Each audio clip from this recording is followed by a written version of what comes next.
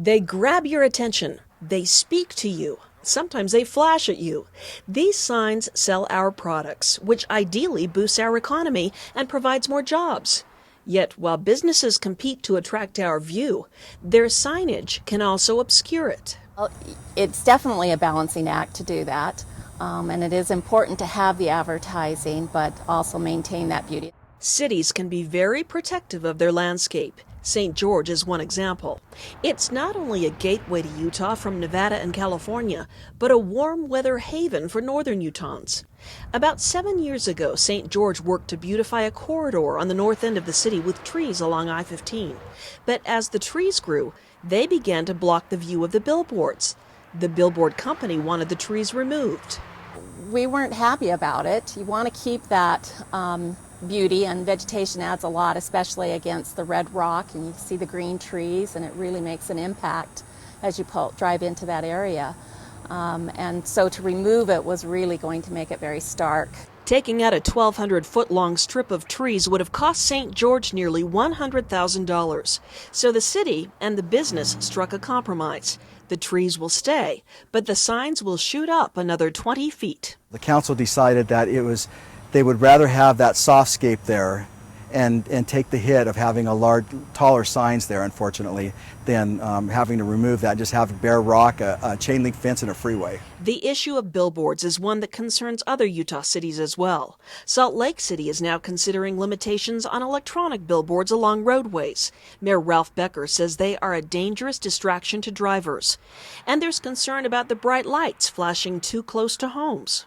It can have the effect of like having a TV screen right outside your bedroom window, with it changing, with the brightness of the billboards, that type of thing. And so it becomes a quality of life issue. State lawmakers will be revisiting the regulations on billboards in the upcoming legislative session.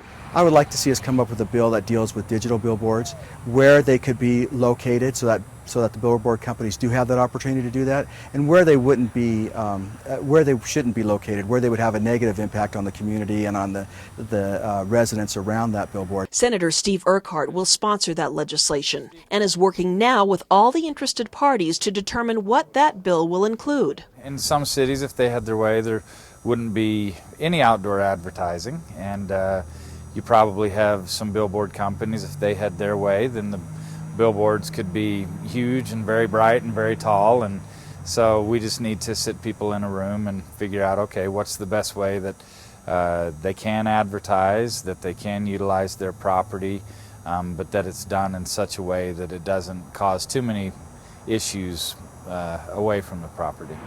So how high? How close to neighborhoods? How bright? And how many? For example, if one sign flashes the messages of 6 companies, does that mean we need 5 fewer signs? There are a lot of factors to consider. Given the sophistication of the parties at the table, we can always advance the ball and move forward. Now, this session, will we come to complete resolution? No, I'm not naive enough to think that, but we can advance the ball and make a little more peace in this part of the neighborhood.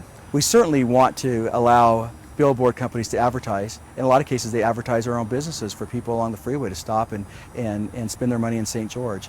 But there has to be a balance. In some cases, we think that the state laws are out of balance. Do you expect that you'll come to terms on that?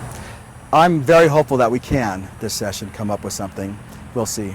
For the Utah League of Cities and Towns, I'm Susan Wood.